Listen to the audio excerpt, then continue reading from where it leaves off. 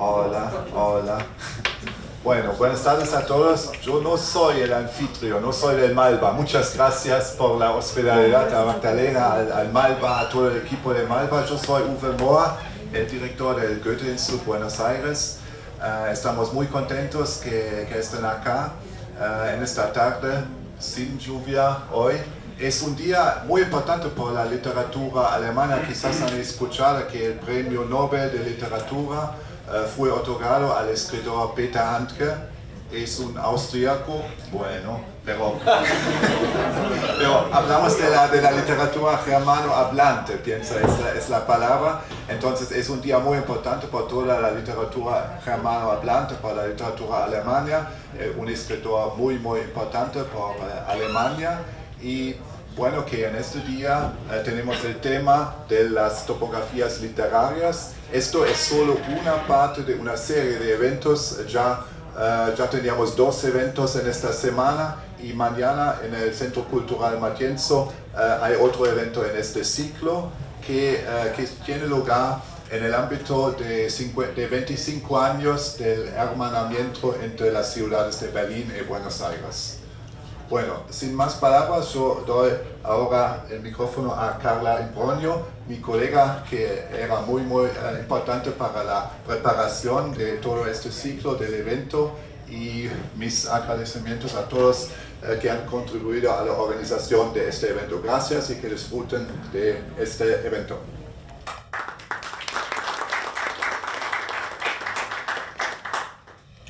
Sí, nuevamente gracias a Malva también. Esta serie de topografías literarias tiene el apoyo del Senado de Berlín, que es el órgano ejecutivo de la ciudad de Berlín, también de la Embajada de Alemania en Buenos Aires. Lo estamos organizando con el Festival Latinale, que es un festival de poesía latinoamericana fundado por Timo Berger, que está acá también en el público y fue el iniciador de esta serie de eventos. También contamos con el apoyo del programa Toledo del Fondo de Fomento de la Traducción en Alemania. Lo que pensamos, esta mesa la pensamos en conjunto con Mariana Dimopoulos, escritora y traductora que está acá en la punta a la izquierda, y buscábamos reunir a una serie de personas que son quienes tienen acá adelante, que confluían en Buenos Aires por diferentes motivos, y nos parecía que en el marco de una serie en torno a la literatura y la ciudad no podía faltar la traducción. En ese sentido le pedí a Mariana que nos escribiera algo tomando la noción de traducción como acción y efecto de traducir, y ese va a ser el disparador de lo que sigue la charla. Mariana, les voy a leer brevemente una biografía de cada uno, simplemente para que puedan tener presente quiénes son y un poco qué hacen a grandes rasgos. Mariana, como les dije, es escritora y traductora, vivió mucho tiempo en Alemania, traductora, entre otros, de Adorno, Benjamin. Acaba de sacar un libro que se llama Quemar el cielo, lo publicó Adriana Hidalgo y transcurre en los 70 en Argentina. Gustavo es antropólogo social, doctor en antropología social. Nos interesaba mucho introducir la mirada antropológica en una charla sobre traducción, o de la antropología social más precisamente. Gustavo además viene investigando desde el año 92 las relaciones entre campo intelectual, traducción, impresión de libros, circulación de ideas. Tiene un libro muy conocido que se llama Traducir el Brasil. Y bueno, su libro más reciente, lo tengo acá, es Editar desde la izquierda en América Latina, que salió por Siglo XXI. En la otra punta tenemos a Daniel Saldaña París, que viene de Ciudad de México. Todos vienen de metrópolis, de ciudades grandes. Daniel está haciendo la residencia de escritura de Malva en este momento. Después nos va a contar en qué consta, pero va a estar residiendo durante 5 semanas en Buenos Aires e interactuando con la ciudad y con lo que está pasando en la ciudad. Luego tenemos a Aurélie Morin. Aurélie dirige el programa Toledo de promoción de los traductores. Es francesa, pero vive en Berlín desde hace 20 años. Es poeta, es traductora de poesía, artista también. Y está muy involucrada en la escena libre de Berlín. Es jurado de premios para la otorgación de subsidios y de premios literarios, por ejemplo. Y luego Ulrike Dresner es una escritora muy premiada en Alemania, poeta, traductora también, profesora, docente de poetología, de escritura creativa en el Instituto de Leipzig, que es una institución muy renombrada en el campo de la enseñanza de la escritura. Este es el panorama. Le voy a pedir entonces a Mariana que nos lea lo que preparó como disparador.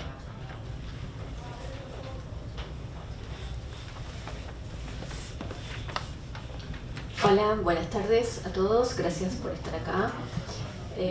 Gracias Carla, gracias Malva, gracias Uwe por esta invitación y por poder participar en este evento. Bueno, yo escribí un breve texto que para hacer las cosas también más fáciles al trabajo de la traducción simultánea escribí. Y es una reflexión sobre traducción y ciudades, y también es una muy breve historia de un fracaso de traducción. En Berlín hay un río donde 3 hombres caminan sobre el agua. Quien conozca la ciudad más allá de los típicos centros turísticos quizás lo sepa.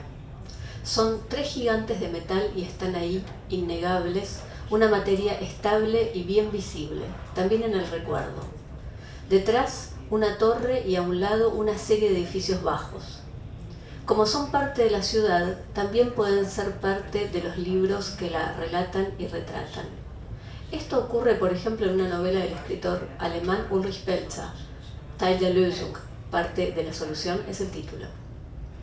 Se trata de una referencia fugaz sobre ese lugar junto al Elsenbrücke, en una escena en que 2 personajes viajan por Berlín en el tren elevado. Los traductores sabemos que esos asuntos fugaces en las novelas a veces nos reservan dificultades especiales.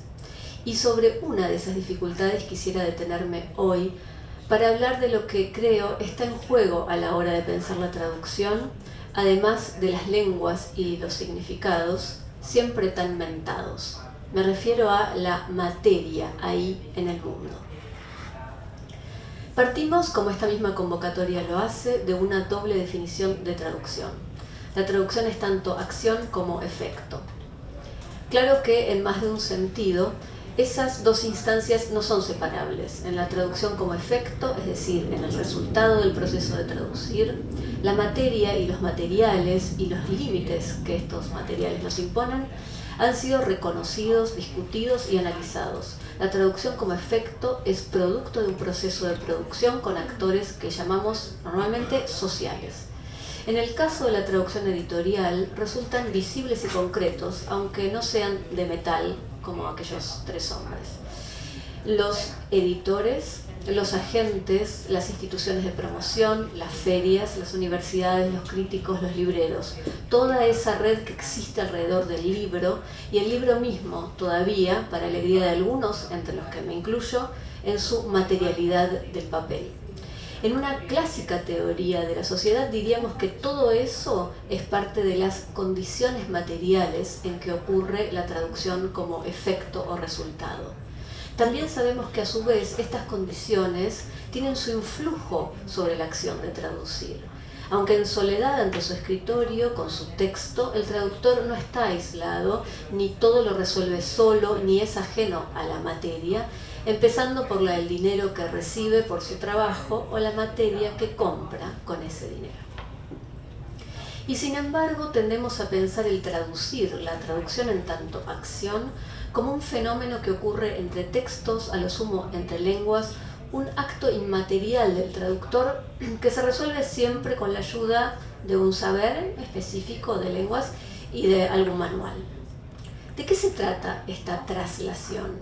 La pregunta por lo que une a dos palabras en dos lenguas distintas es antigua. Se lo llama sinonimia o significación, por lo general. Pero exactamente qué sabemos, o mejor, qué no sabemos cuando no sabemos una palabra en otra lengua. Para eso están los diccionarios, dijeron los lingüistas, los bilingües para los apurados y los monolingües para los pensativos. La ambrosía, por ejemplo, mencionada en los textos griegos. ¿Sabemos por la explicación hecha de palabras lo que era esa bebida inventada para los dioses hace más de 2000 años?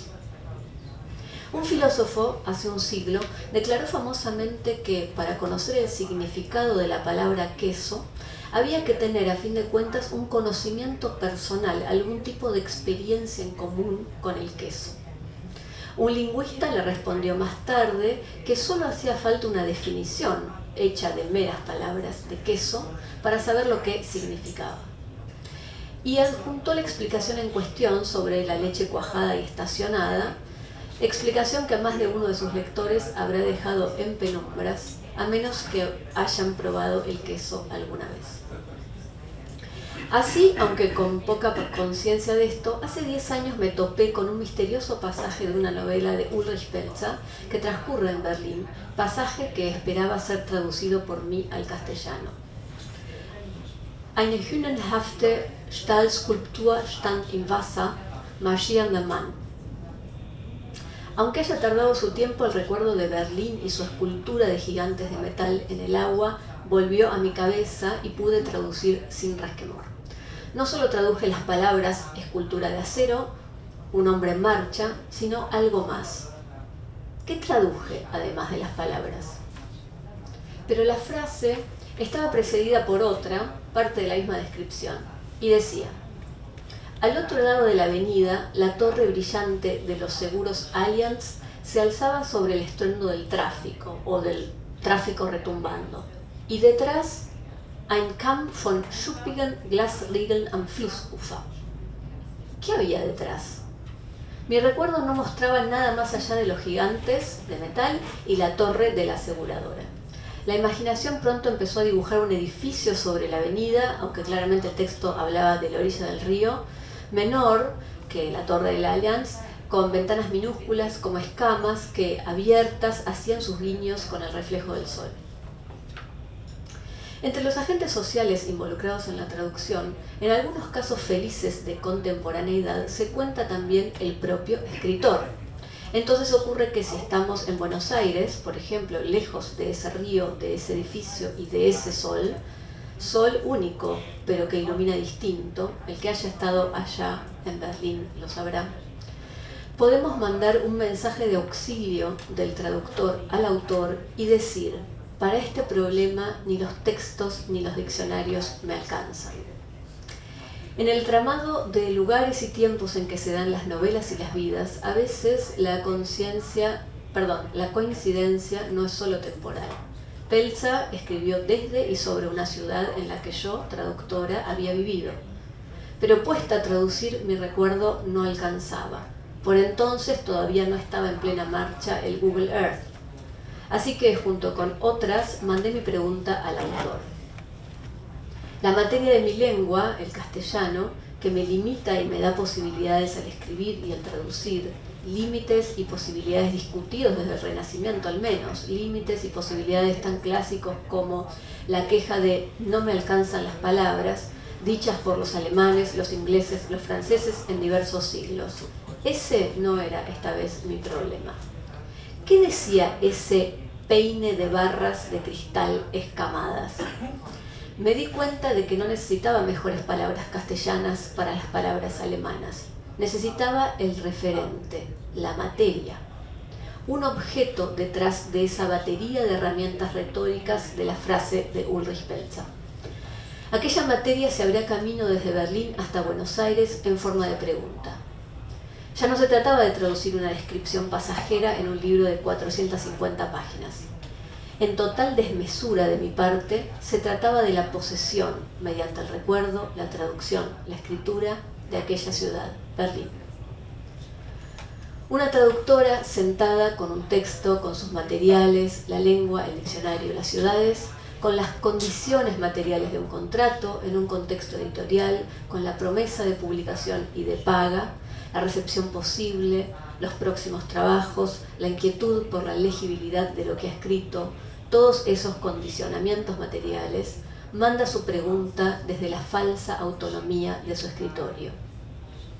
Ha pasado tantas veces, nada que recalcar, un traductor manda a un autor sus preguntas. Ein Kamm no es solo un peine, piensa mientras aguarda la respuesta, es una cresta con sus puntas, una cresta de metal escamado, una línea de puntas metálicas cubiertas de escamas. Una semana más tarde, un buen espacio de tiempo para las reflexiones, llega la respuesta de Peltza.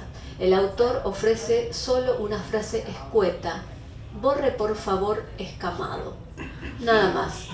El traductor, obediente al origen de la larga cadena de materialidades que hace posible la traducción, borra el término escamado.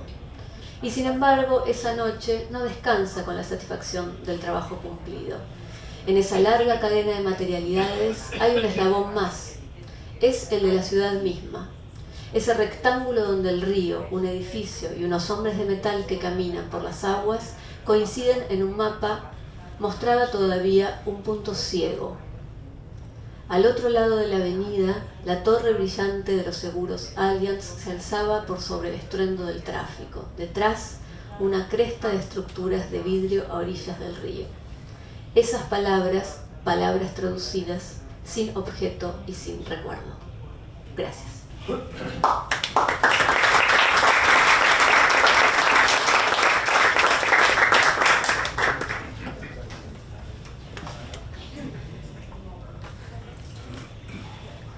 mí me gustó mucho lo que escribiste.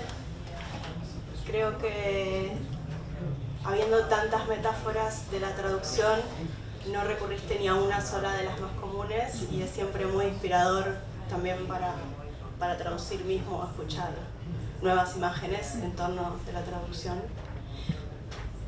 Busqué para compartir con ustedes simplemente el río y los hombres de metal.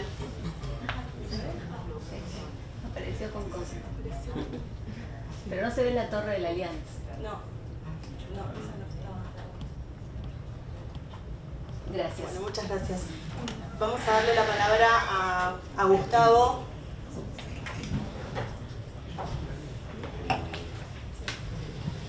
Bueno, muchísimas gracias al Instituto Goethe, a Carla Imbrogno por el contacto y la invitación personal. Es un privilegio para mí compartir esta mesa con los colegas que están aquí presentes para poder comunicar un poco qué es esto para un científico social de tomar a la traducción y a las traducciones como un objeto de investigación científica, histórica, social, etc. Y para no desentonar tanto con la belleza poética de lo que nos acaba de leer Mariana, tan hermoso, creo que podemos realmente dejar reverberando lo que nos acaba de decir Mariana para sentir varias de las cosas que ella dijo y que yo voy a intentar luego traducir a una explicación un poco más sociológica. Por un lado, la soledad del traductor, ¿no? Evidentemente hay un trabajo fundamental que explica por qué la traducción puede ser un objeto antropológico, porque ese sentimiento de soledad lleva necesariamente a una necesidad de conexión, ¿no? De conexión para intentar ultrapasar las ilusiones del traducir, ¿no? Las dudas, los temores de cómo traducir, ¿no? Sobre la reproducibilidad de las ideas dichas en otra lengua para poder restituir un sentido, asumir la responsabilidad de comunicar correctamente.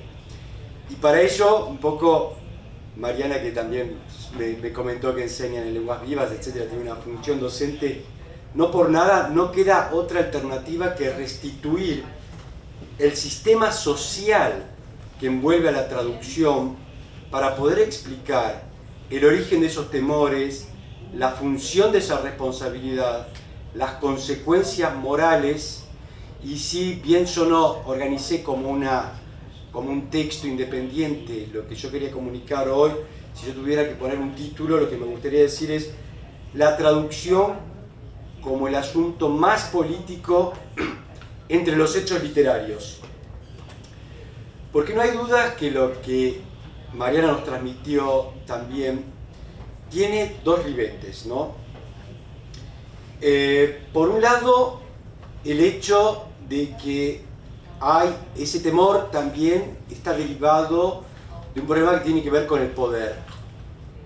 El poder diferencial de las culturas, de las lenguas, de las historias, de las tradiciones literarias, de las tradiciones intelectuales, que están por detrás de la valorización simbólica de toda una cultura nacional, de todo un sistema de lengua, de todo un repertorio de conocimientos en una región determinada del globo, y tantos fenómenos que hacen que la acumulación del prestigio tan desigualmente distribuido entre lenguas, naciones, culturas, mercados, para que pueda haber intercambio entre dos culturas nacionales particulares que hablan diferentes lenguas, son un fenómeno de una energía tan brutal y de un trabajo incesante de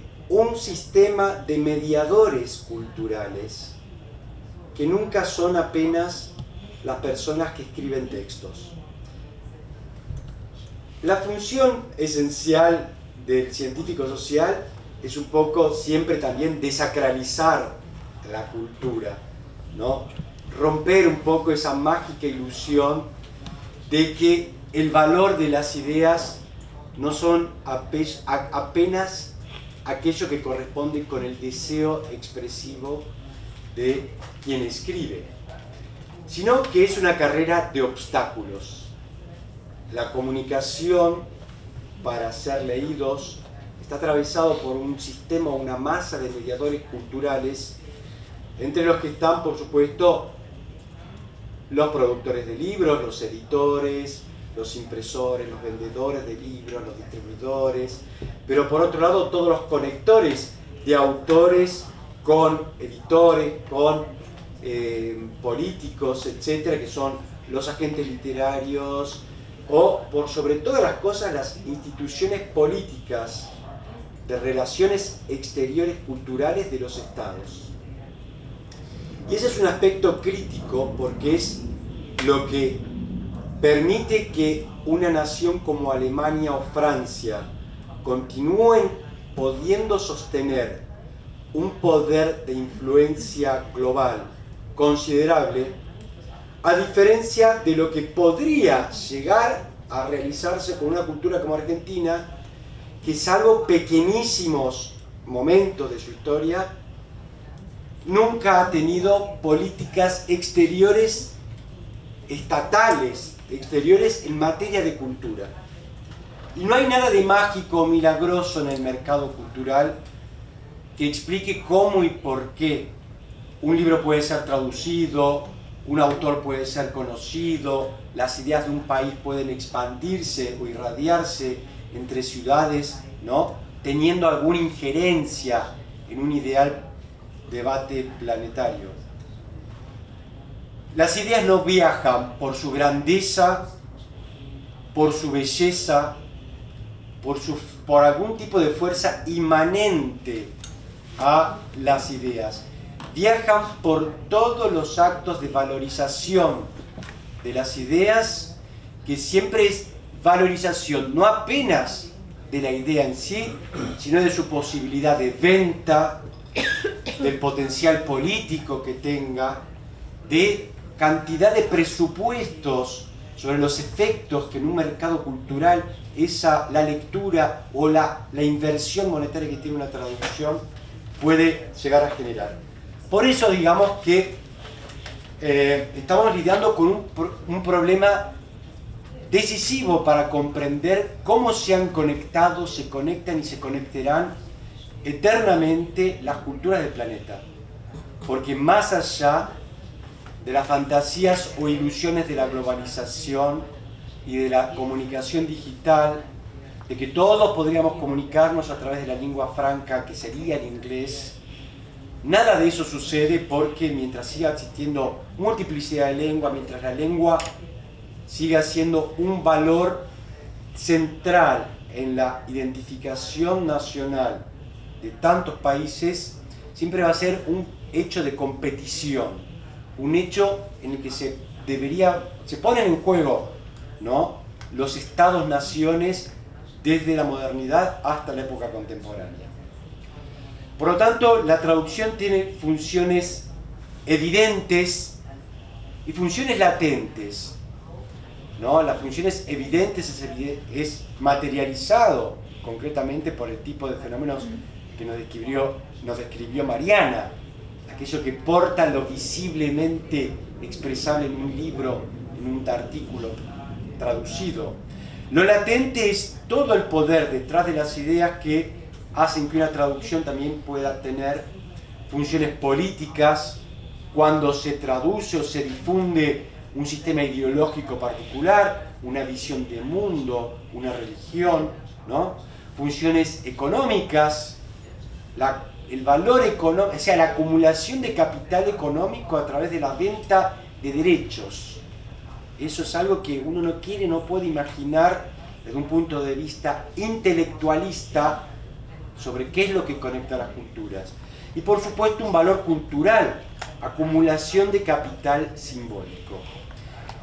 Dicho esto, también es importantísimo considerar que para comprender el lugar de una traducción en un tablero cultural determinado que estemos observando, la historia siempre talla su significación, tiene un lugar decisivo. ¿Por qué?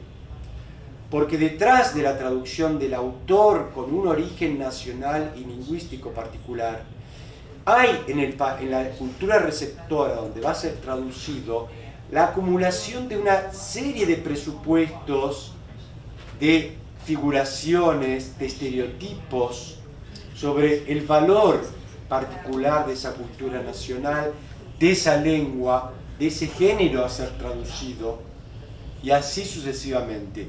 Por lo tanto, intentar comprender la conexión, el tipo de esfuerzos que debemos hacer para conectar, por ejemplo, la cultura argentina con Alemania, para motivar, estimular y que no decaigan las traducciones entre nuestros países, es imprescindible una tarea de conocimiento. Conocer estadísticamente, historiográficamente y también, por supuesto, hermenéuticamente, todo lo que movilizó para ver cómo se comprendieron, cómo se interpretaron, cómo se vincularon Alemania y Argentina por medio de traducciones. ¿Qué valor seguimos dándole a esta operación de política fundamental y qué debería planificarse? Pero piénsanos que para planificar es preciso conocer. Por eso, bueno, y siendo este un hecho de conocimiento que yo intento promover, por supuesto, trayendo agua para mi molino, es importante tomar conciencia que la traductología, los estudios sobre traducción, la traducción como un fenómeno a ser estudiado histórico y sociológicamente, no tiene más de 20 años. Sí, se escribe sobre traducción desde Cicerón, desde que las lenguas se conectaron, pero como fenómeno académico de estudio sistemático es algo que muy recientemente ha entrado en el mundo académico internacional. Esto es una paradoja que nos alerta del carácter denegado, diríamos psicoanalíticamente, que hay detrás del fenómeno de la traducción. Acá hay algo que no quiere o no puede ser visto por el tipo de deseos, temores, poderes y desafíos que plantea todo lo que hay detrás de las traducciones para la verdadera comunicación global. Bueno, y dicho esto, para no alargarme más con tantos y tantos temas que uno podría mostrar para poner evidencia de esta clase de fenómenos, no podemos sino también poner en tema el problema, que es un problema político decisivo, de la brutal desigualdad entre nuestras culturas nacionales. Entonces, por ejemplo, yo como antropólogo, aparte de conocer detalladamente quiénes son los actores que hacen el trabajo de conexión entre Alemania y América Latina para que un libro pueda ser traducido. Eso yo lo persigo desde el año 92, cuando en Brasil estudiaba las ferias internacionales de libros y me encontré que Brasil iba a ser país tema de honor en la feria de Frankfurt. Y ahí estaba presente Ray Gude Mertens, Michi Straufel, tantos mediadores alemanes de la cultura latinoamericana, y pasé a comprender que todos los que operaban para conectar y hacer realidad algunas traducciones anuales de autores latinoamericanos en Alemania era un puñado de personas que se contaban con las manos. En Alemania. Lo mismo sucede en Argentina con todos aquellos que hacen acciones permanentemente para traducir autores alemanes en Argentina. Solo que el trabajo es tan diferente, ¿no? Yo no tengo los datos que investigué en aquel momento sobre las traducciones cruzadas de Brasil, Alemania, Argentina, Alemania, etc. Pero últimamente he estudiado, por ejemplo, la traducción de autores de ciencias sociales y humanas en Argentina desde el inglés, el francés, el alemán, el italiano y el portugués.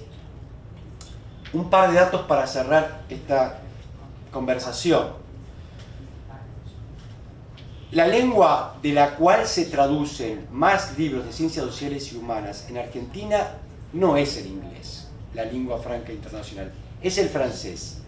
Avasalladoramente el francés. En los últimos, de 1990 a 2011, cuando terminó la investigación, se habían traducido 1.800 títulos de autores de ciencias sociales y humanas franceses en primera edición en Argentina. Del inglés, sumado a Estados Unidos, Inglaterra, lo que fuera, 770 títulos, menos de la mitad que franceses.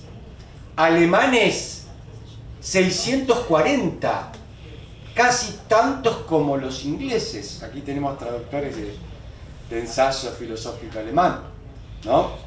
En algunos años de ese lapso en Argentina, se tradujeron más libros de ciencias humanas y sociales del alemán que del inglés. En 6 años de esos 20, los libros del alemán fueron más numerosos que las traducciones del inglés. Bueno, no puedo expandirme porque tengo muchos otros colegas que van a hablar, pero son algunos datos para decir, miren qué interesante. Qué interesante. Bueno, y el dato que me faltaba, el promedio nos da, porque ahora estamos estudiando la traducción de autores argentinos en esos países, ¿no? De ciencias sociales y humanas.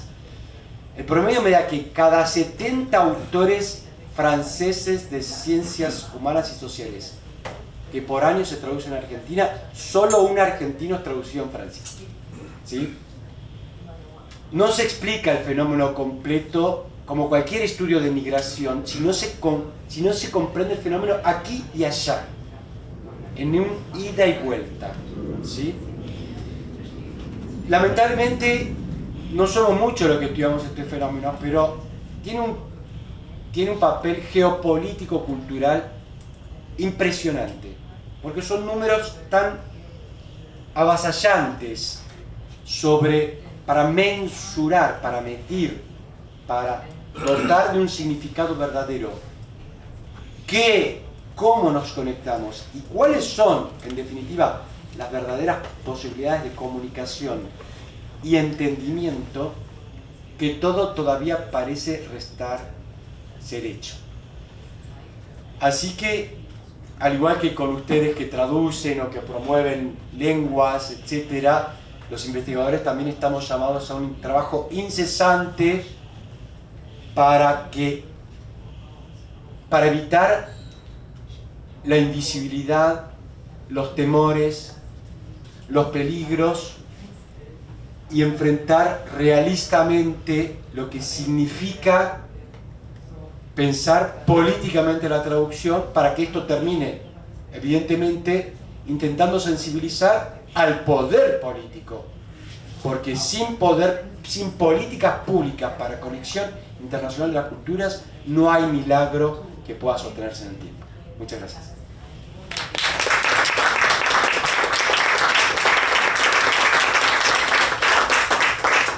Sí, yo justo estaba leyendo el libro, la compilación de ensayos que sacó Ethos, editora de Patricia Wilson, y citaba un ensayo de Bourdieu en el que dice lo llamativo de que una práctica secundarizada o silenciada como la traducción sea en realidad el elemento clave de esta circulación de ideas y sus connotaciones políticas.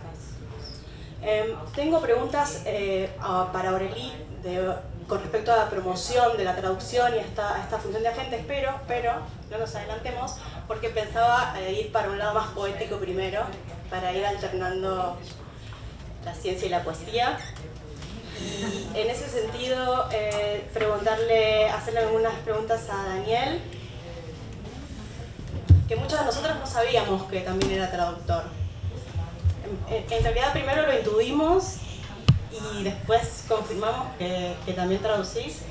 Y me gustaría que nos cuentes brevemente, antes de hablarnos de lo que significa para vos tu relación con la traducción, también con la ciudad en la que Daniel se va moviendo mucho, vivió años en Madrid, en Montreal. Bueno, ahora está acá en la residencia, pero reside en México. Si podés contarnos primero brevemente sobre tu método universal de poesía derivada. Bueno, hola, muchas gracias. Qué lujo compartir esta mesa con invitados y con participaciones tan interesantes. Sí, el método universal de poesía derivada, que es un título un poco rimbombante, es una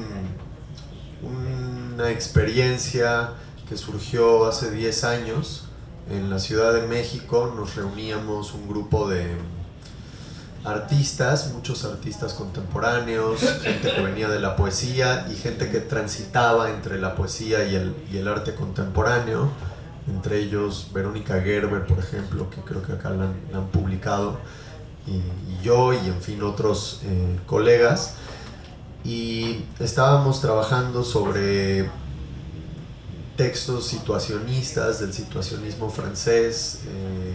Leímos mucho la teoría de la deriva de Guy Debord y estábamos tratando de hacer una publicación, una especie de fanzine y una serie de experimentos en la ciudad que aprovecharan las experiencias situacionistas y alguna de la teoría del situacionismo, traducidos o adaptados o interpretados a la realidad de la Ciudad de México, que es, como saben o imaginan, es bastante caótica y compleja.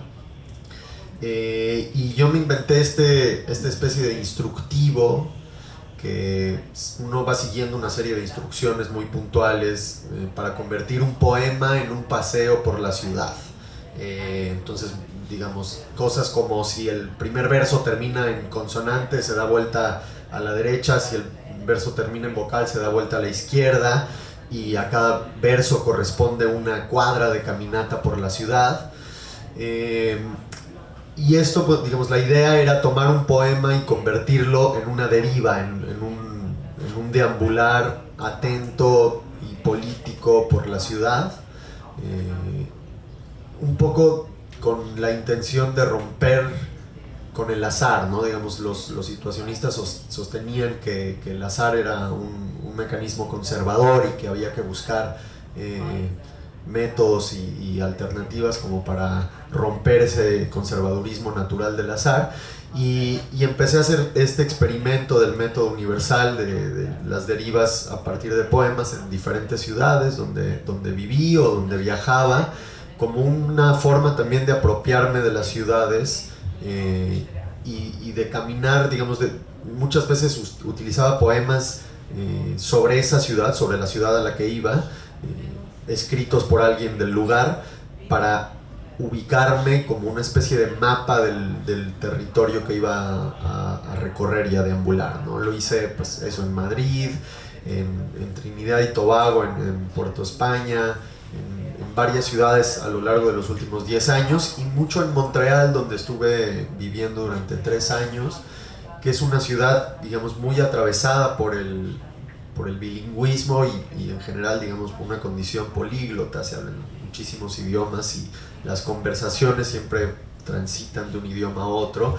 Y entonces en Montreal lo empecé a hacer también con poemas en, digamos, un mismo poema derivado, recorrido, paseado por la ciudad en diferentes versiones, en diferentes idiomas, ¿no? Tomaba el poema en francés, el original, y luego una traducción mía del poema, y veía qué recorridos distintos generaba ese mismo poema, ¿no? Que creo que, digamos, mi experiencia se acerca más al tema de la mesa por el lado de la ciudad y las topografías, pero también un poco como metáfora de la traducción, ¿no? Un poema puede generar diferentes recorridos, diferentes experiencias del espacio y del entorno urbano, aunque sea el mismo texto, ¿no? Entonces me gustaba esos mapas superpuestos que se generaban a partir de derivar el mismo poema en diferentes ciudades y en diferentes idiomas. Y pues la semana pasada lo hicimos aquí, hicimos una deriva como parte del FILBA, de las actividades del FILBA. Tomamos el barrio de Chacarita y recorrimos un poema por ahí. No utilicé un poema argentino porque los que había elegido eran demasiado largos. Las derivas, cuando es un método que generalmente resulta en caminatas de 7 horas y cosas así, y el FILBA pues tampoco tenían tiempo como para hacer una deriva tan larga, entonces hicimos una caminata más breve con un poema mexicano. Pero luego fui a Santiago de Chile la semana pasada, lo hicimos allá también con otro poema, y pues eso es un poco como la experiencia de este experimento que me inventé. ¿Hay algo del orden de la deriva en la traducción para vos también, cuando traducís?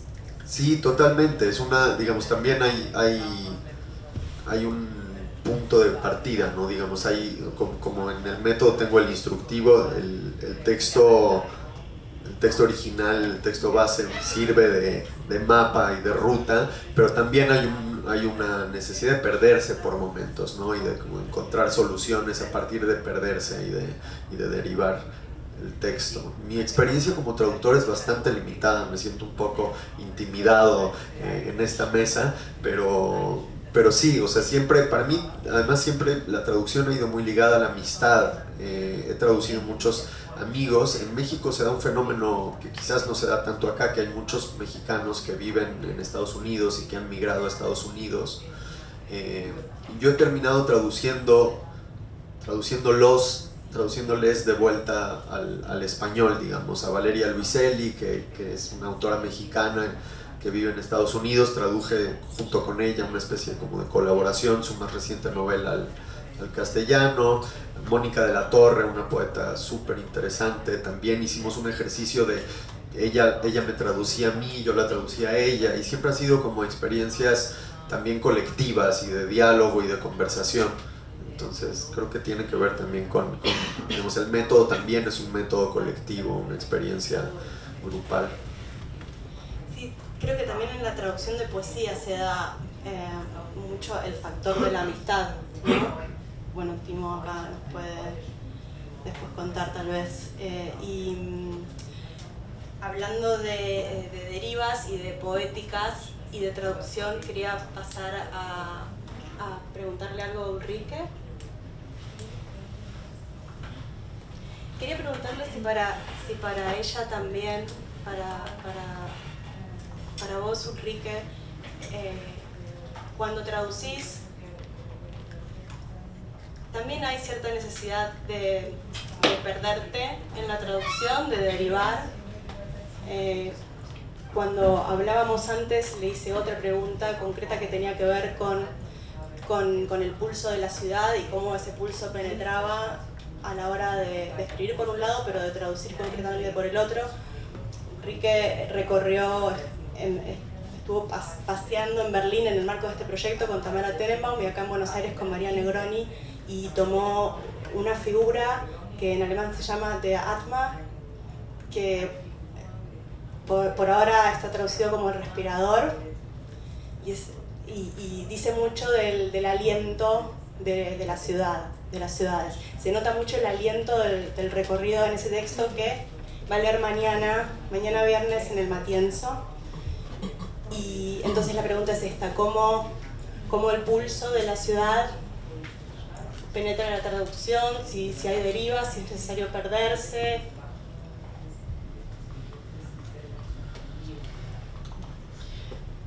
Ja, ich denke, die Antwort möchte ich gerne zweiteilen, weil ich glaube, dass wir im Augenblick über zwei sehr unterschiedliche Arten von Übersetzung sprechen. Zum einen, wenn ich jetzt erst einmal antworte als Schriftstellerin, die Person, die auf ein Element, ein Segment von Wirklichkeit stößt und den Auftrag, den Wunsch, was auch immer hat, in Antwort auf dieses Momentum der Wirklichkeit einen Text zu schreiben. Also jemand, der Wahrnehmung, die sprachlich sein kann, aber nicht sprachlich sein muss, in einen literarischen Text transformiert, ich sage eigentlich nicht übersetzt. Das hier spielt natürlich alles, was Sprache ausmacht, eine Rolle. Also immer Rhythmik, Atmen, Bewegung, Wahrnehmung, Wahrnehmungstiefe, Wahrnehmungsvielfalt. Und wenn man dann, wir können das ja spezifizieren noch einmal auf diese Fragestellung, wie schreibt man einen Stadtraum? Da möchte ich dann auch noch einmal etwas trennen. Es ist ja etwas vollkommen anderes jetzt innerhalb dieses Projektes, glaube ich, für uns beteiligte Schriftsteller, ob wir uns mit diesem spezifischen Wirklichkeitsübersetzungsblick auf die Stadt beziehen, in der wir leben und die uns sehr vertraut ist, in Teilen zumindest.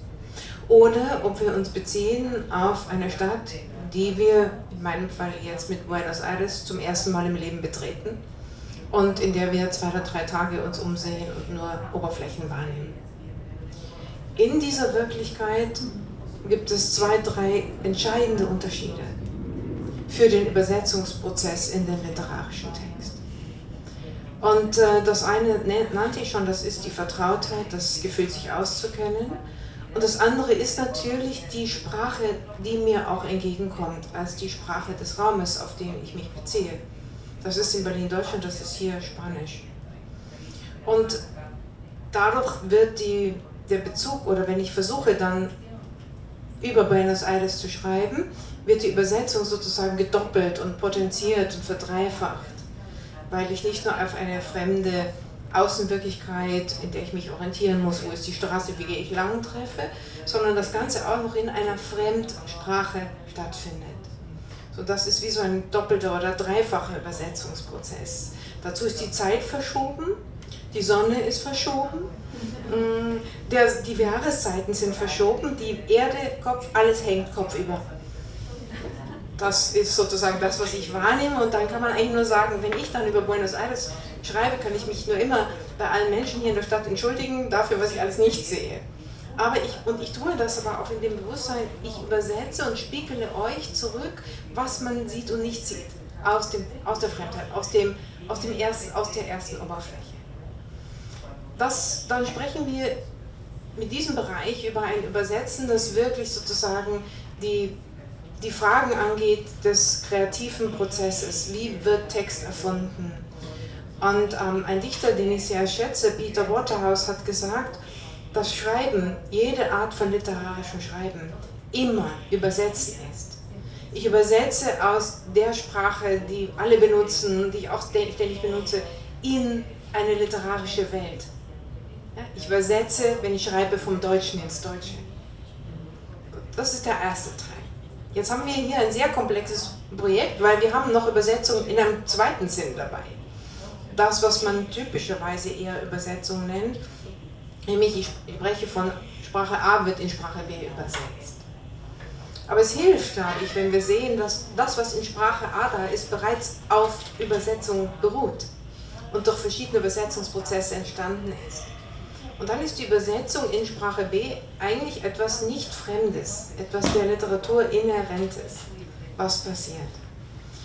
Ich übersetze selbst manchmal Texte, ich habe Gertrude Stein übersetzt oder Shakespeare oder zeitgenössische Poesie. Und bei dieser Art von Übersetzung möchte ich mich nicht verlieren, sondern ich verstehe mich dann wirklich als Vermittlerin und ich möchte kein diffuses und irgendwie so zerfleddertes Produkt abgeben, denn ich habe auch eine Verantwortung gegenüber dem Autor, der Autorin, und ich möchte sowohl die Schönheit als auch die Vielfältigkeit, das ist nämlich mal das Gedicht, das ist ja ein präzise gebautes Objekt, die möchte ich neu erschaffen in der Sprache, in die ich übersetze. Und ich möchte ein Beispiel geben, weil es sehr schön, glaube ich, anschließt an den Vortrag von Marianne über das Weglassen oder auch wie man umgeht mit semantischen Fragen. Ich habe einen Gedichtzyklus von H.D. übersetzt, eine amerikanische Dichterin, Hilda Doolittle. Sehr schöne Gedichte, ihre letzter Gedichtband, Hermetic Definition, heißt er auf Englisch. Und da kommen sehr viele Pflanzen vor. Und wenn man ihre Biografie kennt, weiß man, dass sie sich so als 60-jährige Frau nochmal verliebt hatte in einen sehr viel jüngeren Mann, einen 30-jährigen. Und die beiden haben sehr viel korrespondiert und sie war in den USA und er war in Australien. Und beim Übersetzen dieses Buches stieß ich auf folgendes Problem. Es kommen eine Menge Pflanzen, sagte ich schon, darin vor und mir fiel nach einer Weile auf, dass das alles australische Pflanzen sind. Und das Problem, das ich mir stellte, war folgendes. In Australien, ja, wissen Sie alle, da spricht man Englisch, sprich, diese Pflanzen haben alle irgendwie englische Namen. Aber australische Pflanzen in Deutschland? Die haben auch alle lateinische Namen, aber die haben dann keinen deutschen Namen. Und dann stand ich da mit der Alternative, ich kann jetzt in diese Gedichte den lateinischen Namen integrieren und alles kaputt machen, ja, weil dann ist das ein Gelehrtengedicht. Oder ich muss all diesen Pflanzen deutsche Namen geben. Ich muss sozusagen die deutsche Semantik um australische Pflanzen erweitern, was ich mit großer Freude getan habe. Ja, ich hätte es auch sein lassen können, wären alle Leserinnen verloren gegangen, aber es ist viel schöner, diese Pflanzen zu erfinden, so ähnlich wie die englischen Namen erfunden sind, zum Beispiel so eine Art Blasentang zu erfinden, weil das eben so aussieht. Ja, und dann gibt es das nicht direkt auf Deutsch, aber es ist so ähnlich inspiriert von dem, was da war. Und das finde ich eigentlich, das ist sehr schön und dazu möchte ich immer gerne alle Übersetzer ermuntern, sich das auch zu trauen, nicht diffus zu bleiben, nicht allein nur verloren zu gehen, sondern dann den nächsten Schritt auch noch zu tun und eine Entscheidung auch zu treffen und etwas anzubieten, auch wenn es anders ist. Es muss anders sein als das, was da stand, und eigentlich erfüllt man damit den Geist des literarischen Schreibens. Gracias. Y una pregunta breve también con respecto a, me interesa el lugar que ocupa la traducción, ya sea como herramienta o como simplemente como concepto en la enseñanza de la escritura creativa en las universidades o institutos universitarios. Ich bin seit 3 Semestern Professorin am DLL in Leipzig und ich glaube, dass mit mir das Übersetzen da Einzug gehalten hat. Ich halte die Auseinandersetzung mit dem Übersetzen für ein exzellentes Mittel, um literarisches Schreiben zu unterrichten, weil man die Besonderheiten, die Eigenheiten, die Stärken und Schwächen der eigenen Sprache naturgemäß nicht oder nur ansatzweise sehen kann, wenn man mitten in dieser Sprache sitzt. Man sitzt im Topf. Und da ist überall diese Sprache. Und in dem Moment, wo man eine andere Sprache nimmt und sieht, wie es zum Beispiel im Spanischen und im Französischen den Subjunktivo gibt, ich finde das ein großartiges Mittel, er fehlt im Deutschen vollkommen, ich will es dauernd einführen. Oder wenn man auch guckt, mit das ganze Zeitensystem im Englischen, mit den Aspekten, das gibt es im Deutschen nicht. Das hat Vor- und Nachteile. Das heißt, ich kann auf Englisch zu jemandem sagen, you're being stupid. Und dann wissen alle, dass ich sage, du bist blöd jetzt hier mit dieser Aktion. Auf Deutsch sage ich, du bist blöd. Das ist essentiell. Das gilt für immer. Ja? Dabei meine ich aber vielleicht auch nur diese Situation. Ich kann also schlechter differenzieren, es ist aber auch praktisch auf der anderen Seite. Vielleicht ärgere mich in dem Moment so über die Person, dass ich sagen will, du bist generell blöd, du bist nämlich nicht nur jetzt blöd, du bist immer blöd. Im Deutschen tue ich das und kann nachher behaupten, ich habe es ja gar nicht so gemeint, im Englischen geht das nicht. Und das kann man, diese Gefühle, das muss man spüren können, das muss man wissen in der Sprache, in der man schreibt. Und die Folie, die Matrix einer anderen Sprache zeigt einem, was möglich ist und was nicht. Und auf welche Ideen man dann auch kommen könnte im eigenen Schreiben. Für mich hat Literatur sehr viel damit zu tun, die Grenzen der Sprache, die berühmten Wittgensteinischen Grenzen der Sprache zu erweitern. Und ich kann das für das Deutsche tun, indem ich nehme, was ich aus anderen Sprachen, was ich da bewundere und versuche, es umzuerfinden. Und das versuche ich auch in meinem Unterricht zu integrieren. Es hat sehr großen Spaß gemacht. Wir haben ein Gedichtseminar gemacht und immer Übersetzungen benutzt. Und wir haben bei der mittelalterlichen, also mittelhochdeutschen Lyrik angefangen und sind dann irgendwie bei Beckett und Celan irgendwann angekommen und haben dann aber auch ganz zeitgenössische Texte übersetzt. Und immer die Strategien des Übersetzens dann benutzt, um eigene Texte zu schreiben.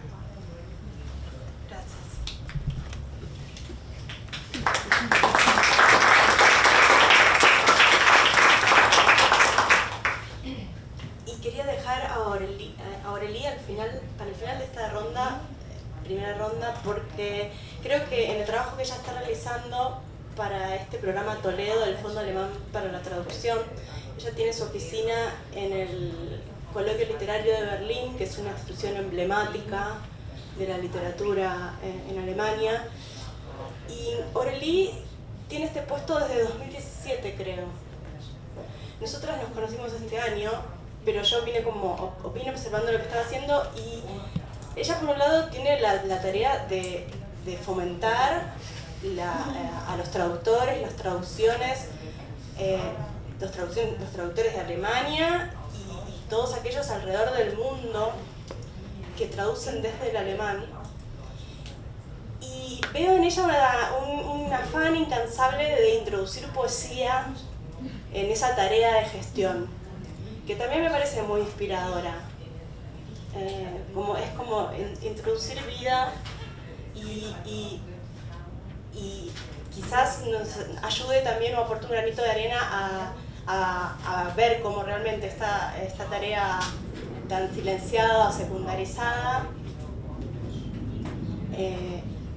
puede florecer, incluso en el marco de algo bastante arduo en un punto que es la gestión y la promoción.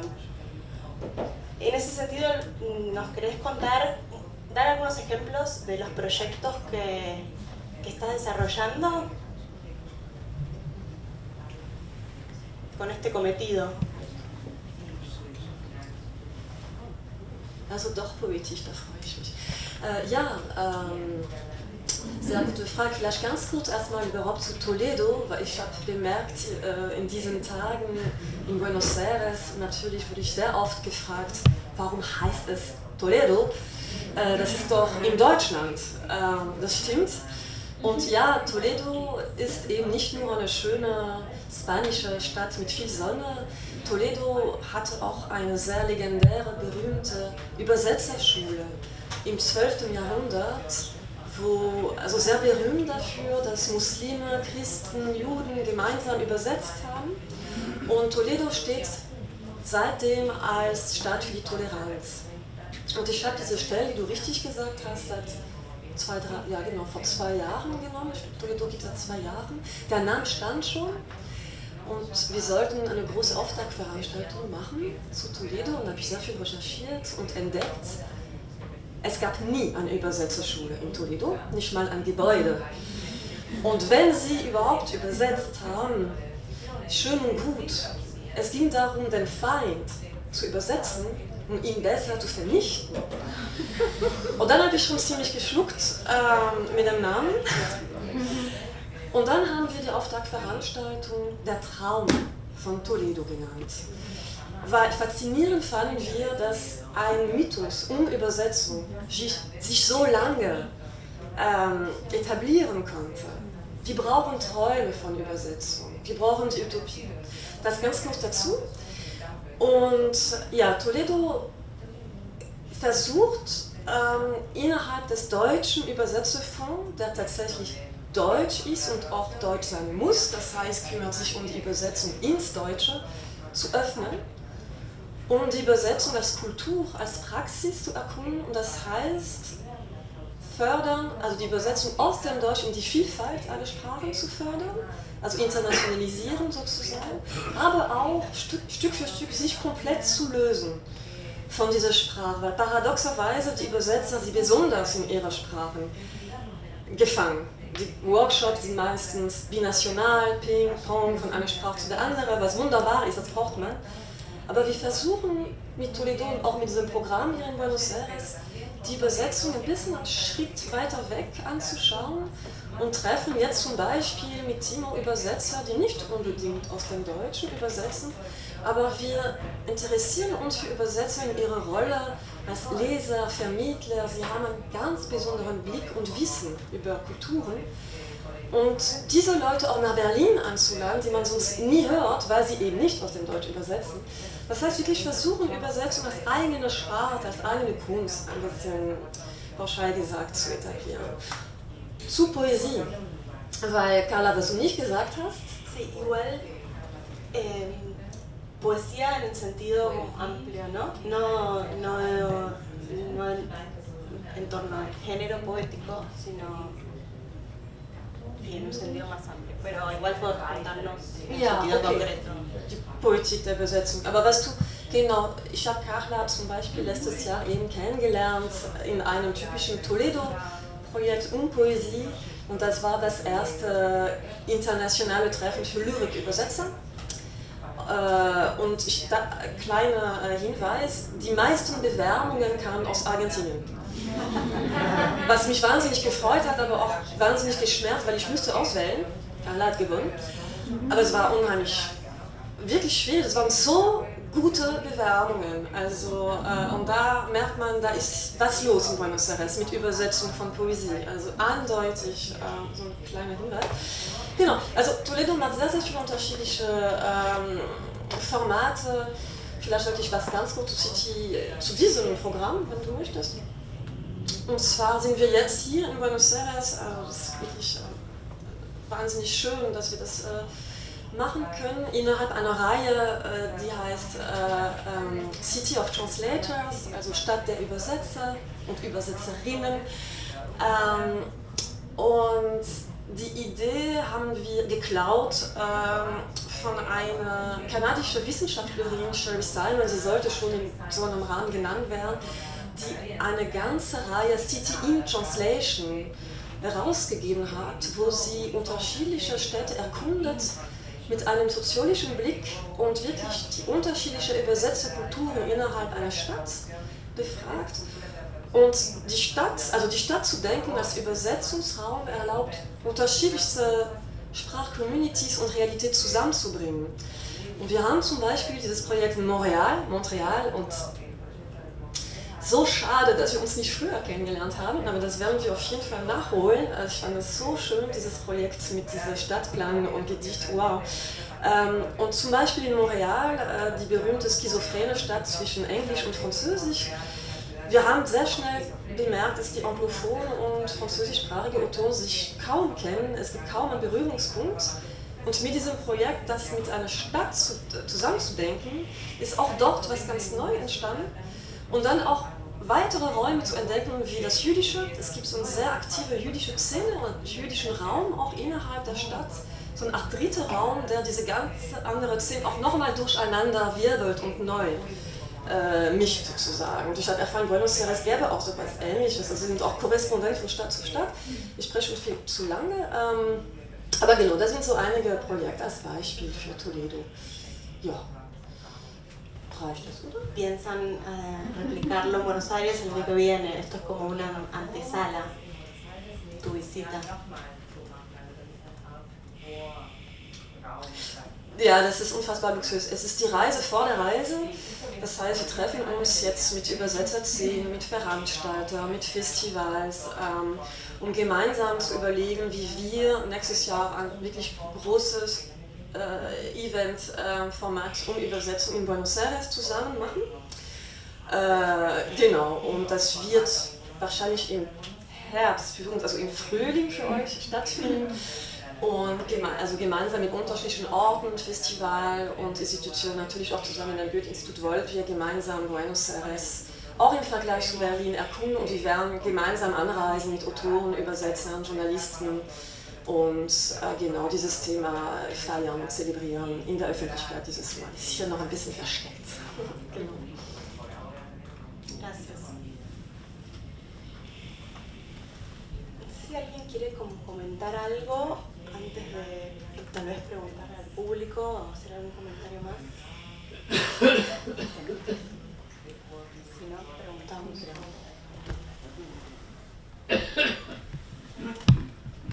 ¿Alguien quiere preguntar algo?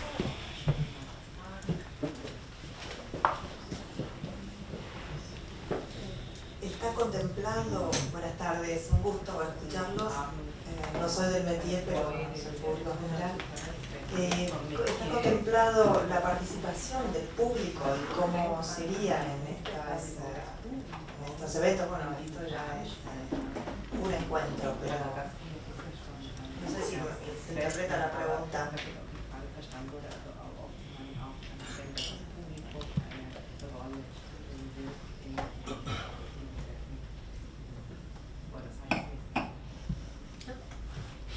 In welchem Publikum? Also das Publikum...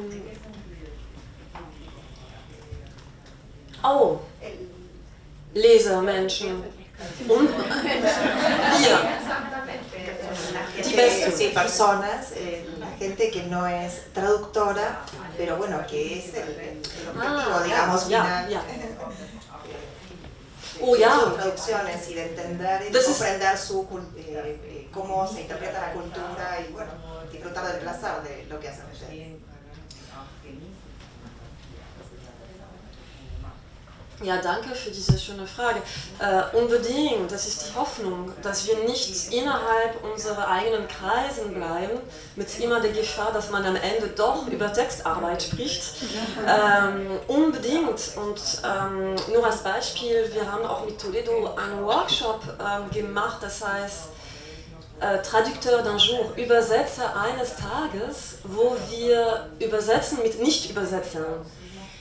Das heißt, alle Leute sind angeladen und wir haben sozusagen interlineare Übersetzung vorbereitet und zeigen ein bisschen, versuchen sie an die Hand zu nehmen, zu zeigen, wie es geht.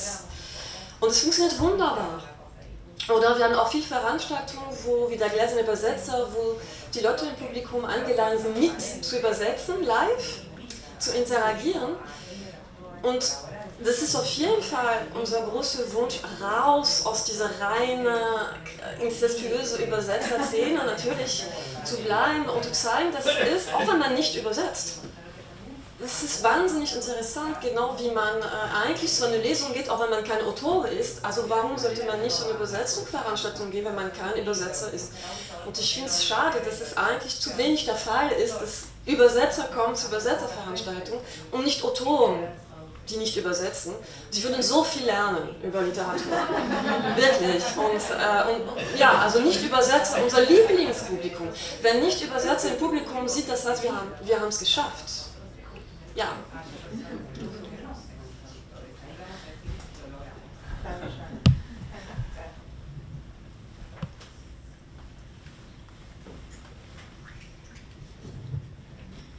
Y en la República de los traductores...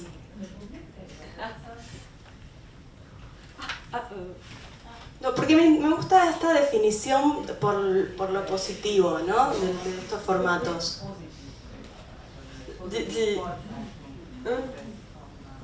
Die Republik der Übersetzer, ich liebe den Titel auch, der ist leider nicht von uns, der ist von einem Verein in Frankreich. Es ist so schön, ich war gerade dort in Paris, aber das ist sehr solidarisch im Geist. Es ist Theater, am Theater versammeln sich Übersetzer nochmal aus der ganzen Welt zu einem Autor. In diesem Fall war es Valea Novarina, natürlich unübersetzbar. Und die haben alle Übersetzungen auf ein Bildschirm projiziert, also man konnte das Chinesische, Persische, Japanische sehen. Und es ging eben nicht zu fragen, mit wie übersetze ich das, ne, sondern andersrum, mit wie heißt das in dieser Sprache, wie hast du das gelöst, mit dem Vergleich zwischen den Sprachen. Und das heißt, über eine Poetik konnte man diese ganze Fremdsprache mitlernen. Absolut fantastisches Format. Genau, also und das ist wirklich diese Bewegung, die wir versuchen, andersrum aus der Sprache in die Vielfalt von ganz vielen Sprachen, diese ein bisschen Euphorie und Kollektivisierung so des Übersetzens, genau.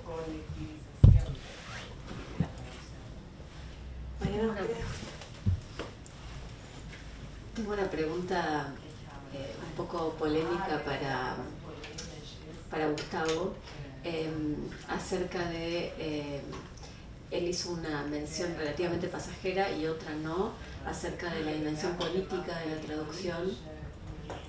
Y al pasar en esta reflexión que hacías, hablaste de la no autonomía de las ideas y, digamos, haciendo hincapié en todos los factores sociales, políticos, de promoción y todo lo que estamos hablando y exponiendo acá, juegan a la hora en que se decide qué se traduce y que generan estas grandes discrepancias entre América Latina y los países centrales europeos, como tus ejemplos, Francia, digamos Inglaterra para hacerla corta, y Alemania, que fueron las tres lenguas que vos mencionaste. Cuando los no sociólogos, yo adhiero a la relotopolítica, digamos, y a todas esas, digo, no hace falta explicarlo así tan en términos de principios, pero digamos, estoy de acuerdo en principio con tu descripción. Y sin embargo, como autora de ensayo y de ficción, habiendo sido objeto de traducción hacia una lengua dominante como es el inglés y sabiendo cómo fue ese camino, que no fue nada espontáneo y que dependió de muchos actores, a pesar de todo eso, yo siempre tiendo a pensar que esa no autonomía de las ideas no es absoluta, que hay algo de las ideas que, a pesar de todos los obstáculos, sobrevive de por sí y no es precisamente o necesariamente o absolutamente un objeto de la sociología, sino precisamente un objeto de los que leemos ideas, nos interesan las ideas, creemos en su intercambio y creemos que no solamente nos gustan, nos convencen o nos hacen pensar porque es producto de un sistema político que nos ha, digamos, inoculado el deseo de la lectura de autores franceses, por ejemplo, ¿no? Entonces es una pregunta un poco polémica, pero a la vez matizada, digamos, no absoluta. Bueno, una pregunta fascinante, difícil, y voy a intentar responderla muy sintéticamente como antropólogo. En el sentido de que la literatura, como los mitos, es una ilusión bien fundada. O sea, es una creencia. O sea, la posibilidad de la literatura, de lo fantástico, de lo ficcional, de otros mundos a través de los textos, de la creación y de la imaginación, obviamente que es una pulsión, digamos, de conexión cosmológica de un poder descomunal, y por eso tiene una autonomía sin lugar a dudas. O sea, y en el sentido de que es constitutiva, o sea, y no por nada es de todas las materias que todos los sistemas políticos puedan destruir de la enseñanza pública, la literatura muy posiblemente se va a salvar. Fíjate lo que pasa en Brasil. Ataquemos la sociología, la historia, la geografía, o sea, las ciencias sociales, chau de la currícula, pero la literatura, ¿cómo vamos a tocar nuestro ADN? Entonces, el sociólogo, o el antropólogo más que el sociólogo, porque soy antropólogo, uno dice, el mito debe ser interpretado en esa fuerza que impulsa un pueblo hasta su muerte, si fuera necesario. Porque los fundamentos ontológicos de la comunidad están así fundados. Entonces es una realidad, como vos decís, con un poder distinto a la economía, la política, la guerra, lo que moviliza también la economía, a esas sociedades. Lo que pasa es que para comprender el mito por relación a la jefatura, al parentesco, a la política, a la comunicación, a la lengua, etc., hay que, digamos, dotarlo de unas limitaciones en todo lo que permite que el mito sea que no se origina en la propia narración del mito, sino que está en la enemistad con otro pueblo, en fin. Entonces, un poco como sociólogos, es decir, no nos compete, porque ni siquiera tenemos la competencia intelectual para meternos en el asunto de juzgar el valor de los textos que comunican las culturas. Nuestro deber es decir, las culturas se comunican selectivamente. Esa selección es dramática, es una porción infinitesimal de todo el repertorio expresivo de una comunidad cultural. Y en ese,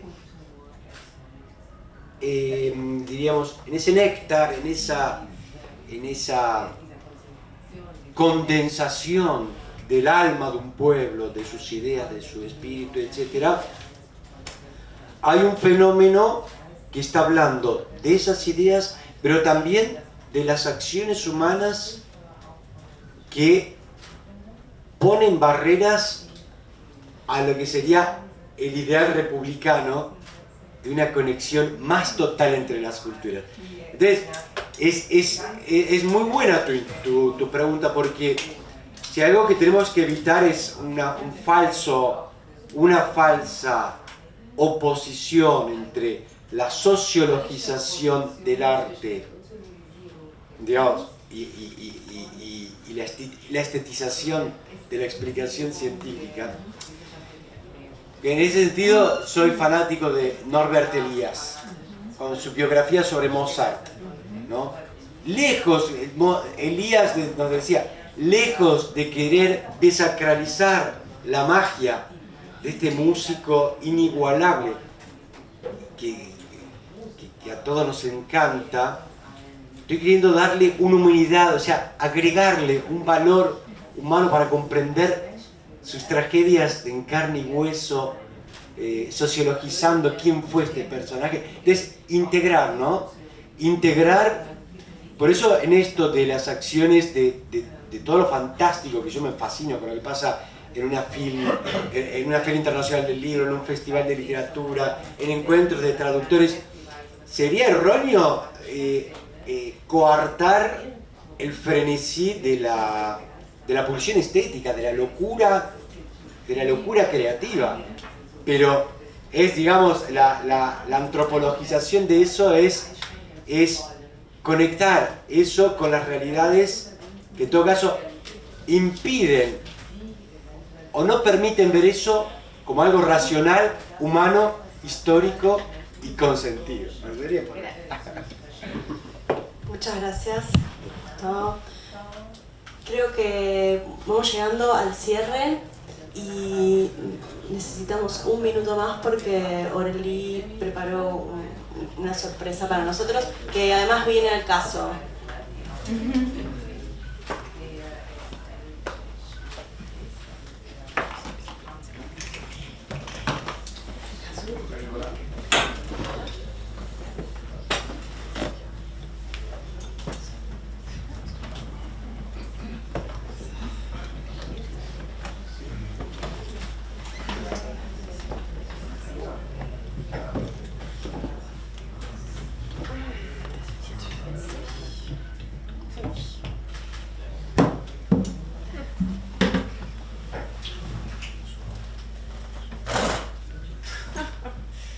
So, hört man mich? Genau, und wir haben gestern ganz kurz, hört man mich? Ja.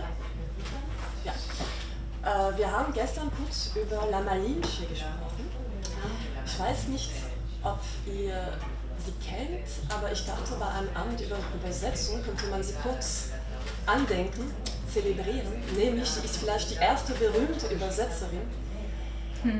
Sie war die Geliebte und Übersetzerin oder Übersetzerin und Geliebte von Cortés.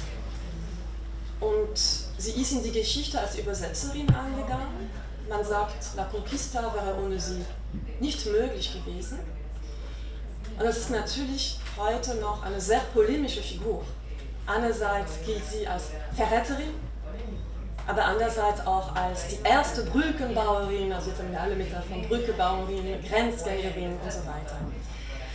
Und sie hat ein wirklich tragisches Schicksal und Kinder am Golf von Mexiko erzählen, dass sie noch La Malinche weinen hören. Sie ist ein Gespenst geworden und es gibt ein mexikanisches Lied, La Llorona, aber eigentlich handelt es sich um La Malinche und ich versuche es euch zu spielen. Und falls ihr die Sprache nicht erkennt, es war Spanisch.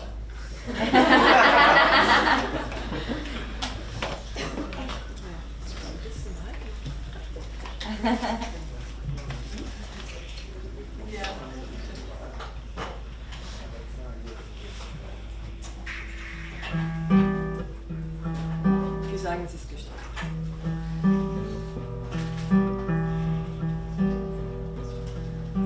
Todos me dicen negro, yo no negro, pero cariñoso. Todos me dicen negro, yo no negro, pero cariñoso. Yo soy como el chile verde, llorona picante, pero sabroso.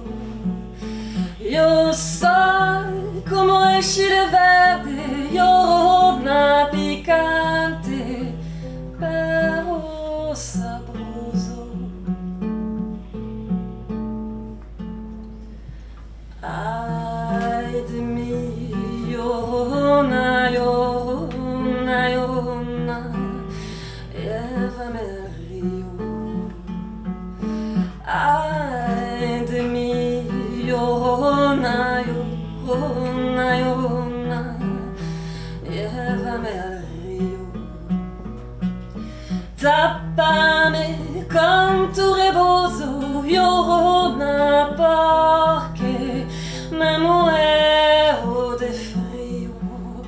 Tápame con tu rebozo, llorona, porque me muero de frío.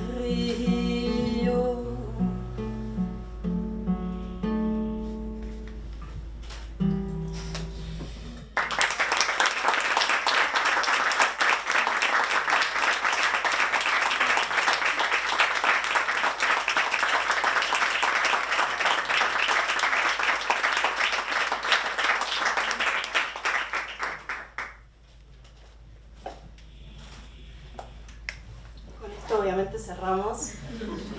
Les agradezco mucho a todos los participantes por haberse entregado a la conversación y a todos ustedes por prestar tanta atención como prestar.